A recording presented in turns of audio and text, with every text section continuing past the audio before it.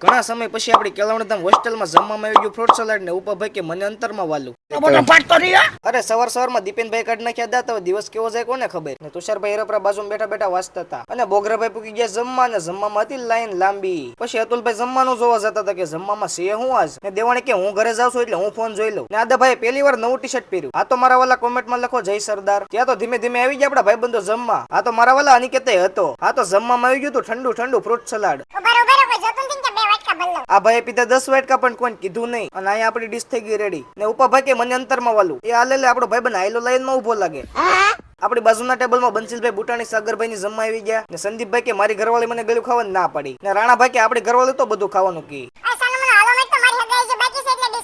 હા તો દીપો ઉડી ગયો તો એટલે એને પકડી આવ્યા અને અહીંયા તો નેપાળ વાળા ભાઈ સાફ સફાઈ કરતા હતા ને કમાભાઈ ને કહ્યા રામ રામ ને નિશાનભાઈ ને મળ્યા ને રાવણભાઈ કે હાલો જમવા તો ભાઈ જમવા.